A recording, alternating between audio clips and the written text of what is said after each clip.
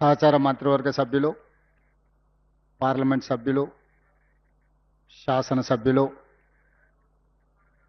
ప్రజాప్రతినిధులు, ప్రభుత్వ అధికారులు, పాత్రికేయ మిత్రులందరికీ ఈ సాగునీటి పారుదల సంబంధించిన సమీక్షలో పాల్గొనేందుకు మీకు అందరికీ అభినందనలు.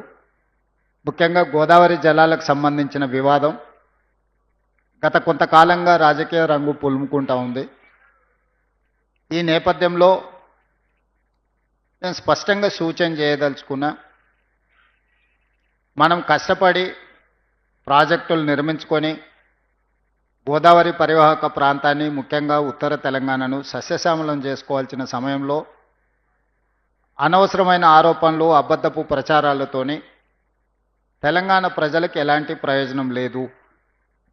కాబట్టి దయచేసి ఉమ్మడి రాష్ట్రంలో ఎన్నో సమస్యలను ఎదుర్కొని తెలంగాణ రాష్ట్రం వచ్చిన తర్వాత 10 సంవత్సరాల పరిపాలన అందించిన వాళ్ళు ఈ ప్రాజెక్టులను పూర్తి చేసి ఉంటే మనకు ఎలాంటి సమస్యనే లేదు. ఉమ్మడి రాష్ట్రంలో మన ఆవేదన, మన బాధ, సమైక్య పాలనలో తెలంగాణ ప్రాజెక్టుల్లో నిర్లక్ష్యానికి గురైనాయి. ఈ ప్రాజెక్టులు పూర్తి కావాలంటే మా రాష్ట్రం మాకు కావాలి, నీళ్లు నిధులు నియామకాల నేపథ్యంలో ప్రధానంగా మనం చెబుతూ వచ్చింది ఇదే. తెలంగాణ రాష్ట్రం ఏర్పడ్డప్పుడు నీళ్లు పుష్కలంగా ఉన్నాయి, నిధులు పుష్కలంగా ఉన్నాయి. చిత్తశుద్ధితోని ప్రాజెక్టులను పూర్తి చేసి ఉంటే ప్రాణహిత చేవెళ్ళ కావచ్చు, శ్రీపాద ఎల్లంపల్లి కావచ్చు, దీనికి సంబంధించిన దేవాదుల కావచ్చు, ఎస్ఆర్ఎస్పి స్టేజ్ 3 కావచ్చు, ఎన్నో రకాల ప్రాజెక్టులు, గోదావరి నదీ జలాలకు సంబంధించిన ప్రాజెక్టులను మనము ఈ 10 సంవత్సరాలలో పూర్తి చేసుకొని 967 టీఎంసీలను మనము వినియోగంలోకి తెచ్చుకొని ఉంటే ఈనాడు వరద జలాల మీద కూడా మనం వాటా అడిగి వరద జలాలకు కూడా అవసరం అనుకుంటే దక్షిణ తెలంగాణకు సంబంధించి కృష్ణా పరివాహక ప్రాంతానికి కూడా గోదావరి జలాలను తరలించడానికి అవకాశం ఉండే. కానీ పుష్కలంగా నిధులు అందుబాటులో ఉన్నప్పుడు కూడా ఆలోచన విధానంలో ఉన్న లోపాల వల్ల కేవలం గోదావరి పరివాహక ప్రాంతం మీదనే, గోదావరి నది మీదనే కాళేశ్వరం ప్రాజెక్టుకే 1,02,000 కోట్ల రూపాయలు ఖర్చు అయినాయి. కానీ ఏ ఒక్క ప్రాజెక్టు పూర్తి కాలే. ఈ పరివాహక ప్రాంతంలో ఉన్న ఏ ప్రాజెక్టు మీద ఇప్పుడు ఈరోజు మనం దేవాదులకు సంబంధించిన ఆనాడు 2001లో చంద్రబాబు నాయుడు గారు మొదలుపెట్టినంటే వేదిక మీద పెద్దలు కడియం శ్రీహరి గారు ఉన్నారు. ఈ వేదిక మీద ఉన్న దాంట్లో ఎవరైనా 2001 నుంచి 2026 వరకు ప్రజా జీవితంలో ఉండి ముఖ్యంగా సాగునీటి ప్రాజెక్టుల మీద సంపూర్ణమైన అవగాహన ఉన్న వ్యక్తులు ఎవరైనా ఉన్నారంటే కడియం శ్రీహరి గారు ఉన్నారు. ఆ రోజు నుంచి ఈ రోజు వరకు ఈ ప్రాజెక్టులు కొనసాగుతూనే ఉన్నాయి. ఉమ్మడి రాష్ట్రంలో కొన్ని సమస్యలు, ప్రత్యేక తెలంగాణ వచ్చిన తర్వాత ఇంకొన్ని సమస్యలు, ఈరోజు చివరికి పూర్తి చేద్దామని చిత్తశుద్ధితో పనిచేస్తే నిధుల కొరతకు వచ్చింది. భూసేకరణ కూడా ఈరోజు నిధులు ఇవ్వడానికి వెతుక్కునే పరిస్థితి వచ్చింది. ఎందుకంటే 8,11,000 కోట్ల రూపాయల అప్పుల భారం తెలంగాణ రాష్ట్రం మీద ఉండడం వల్ల ఈరోజు సాగునీటి ప్రాజెక్టులు 70%, 80% పూర్తయినా 20-30% పూర్తి చేసుకోవడానికి అవసరమైన నిధులు విడుదల చేయాలంటే నిధుల కొరత ఉన్నది. అందుకే ఈరోజు ఇక్కడికి వచ్చి ప్రాజెక్టును సమీక్షించి రాబోయే 2 ఏళ్లలో ఎట్టి పరిస్థితుల ఈ ప్రాజెక్టులను అన్నిటిని పూర్తి చెయ్యాలనే చిత్తశుద్ధితోనే ఈరోజు ఇక్కడికి రావడం జరిగింది. అధికారుల్లో చైతన్యము, ప్రజలకు ఒక విశ్వాసం కల్పించడానికి మంత్రులందరం కలిసి ఇక్కడికి వచ్చి సమీక్ష చేసినాం. దీనికి సంబంధించిన భూసేకరణ కావచ్చు, నిర్మాణానికి కావచ్చు, మెయింటెనెన్స్కి కావచ్చు, అవసరమైన అన్ని నిధులను కూడా సత్వరమే విడుదల చేయడానికి ప్రభుత్వం నిర్ణయం తీసుకుంటుంది. 2001లో 6,000 కోట్ల రూపాయల అంచనాతో మొదలయ్యి 13,500 కోట్ల రూపాయలకు సవరించిన అంచనాలు వచ్చి ఈరోజు 14,500 కోట్ల రూపాయలు ఖర్చు పెట్టినా ఇప్పుడు అధికారులు చెప్తున్నారు 18,500 కోట్ల రూపాయలకి అంచనాలు పెంచితే తప్ప ఈ ప్రాజెక్టులు పూర్తి కావు అని అంటున్నారు. 2001లో 6,000 కోట్లతో ప్రయాణం మొదలైతే ఈరోజు 18,500 కోట్లకి ఈ ప్రాజెక్టుల అంచనా విలువలు పెరిగినాయి. ఇకనైనా ఇక్కడ పులి స్టాప్ పెట్టాలి. దీనికి సంబంధించిన కంప్లీట్ ప్రాజెక్టును పూర్తి చేయడానికి అవసరమైన అంచనాలు అన్నిటిని కూడా సవరించుకొని తీసుకొని వచ్చి మంత్రివర్గంలో ఆమోదింపజేసుకొని పనులను వేగవంతం చేసి ప్రాజెక్టులను పూర్తి చేయండి అని చెప్పి ఈ వేదిక మీద నుంచి స్పష్టంగా అధికారులకు ఆదేశాలు ఇవ్వడం జరిగింది. స్థూలంగా నేను ఒకే మాట చెప్పదలుచుకున్నా. మహారాష్ట్ర సరిహద్దుల్లో ఉన్న తుమ్మిడిహెట్టి నుంచి భద్రాచలం వరకు గోదావరి జలాల పరివాహక ప్రాంతంలో ఉన్న అన్ని ప్రాజెక్టులు, నేను ఈ ప్రాజెక్టు ఆ ప్రాజెక్టు ఒక్కొక్కటి నేను పేరు తీసుకొని చెప్పదలుచుకోలేదు.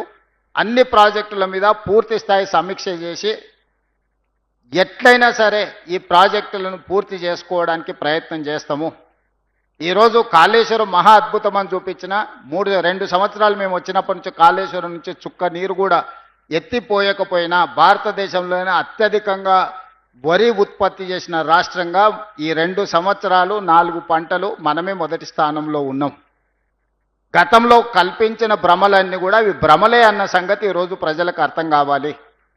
సరే, ఏ ఉద్దేశంతో ఏ ఆలోచనతో వాళ్ళు మేడిగడ్డ అన్నారం సుందిల కట్టినరో, ఆ పంపోజులు కట్టినరో, ఆ లిఫ్టులు పెట్టినరో, ఆ నీళ్ళు ఎక్కడికి పోయినా నిధులు ఎక్కడికి పోయినా నేను విమర్శ చేయదలుచుకోలేదు. గోదావరి జలాలే కాదు కృష్ణానది జలాల మీద కూడా చాలా రకమైన అపోహలు కల్పిస్తూ పక్క రాష్ట్రానికి తరలించడానికి మేమే మంగళహారతి పడుతున్నామంటూ ఆరోపణలు చేస్తే కృష్ణానది జలాల మీద పూర్తి స్థాయి చర్చ శాసనసభలోనే తీసుకున్నాము. పబ్లిక్ మీటింగులు పెట్టి వేదికల మీద ఊకదంపుడు ఉపన్యాసాలు వద్దు. ఉమ్మడి రాష్ట్రంలో ఏం జరిగింది, తెలంగాణ రాష్ట్రం వచ్చిన తర్వాత 10 సంవత్సరాలు చంద్రశేఖరరావు గారు, హరీష్ రావు గారు సాగునీటి పారుదల మంత్రులుగా ఉన్నప్పుడు ఏమి జరిగింది, ఉత్తమ్ కుమార్ రెడ్డి గారు సాగునీటి పారుదల మంత్రిగా అయిన తర్వాత ఏం చేసిండో చర్చ చేద్దామని అసెంబ్లీనే వేదికగా చర్చకు ఆహ్వానించినము.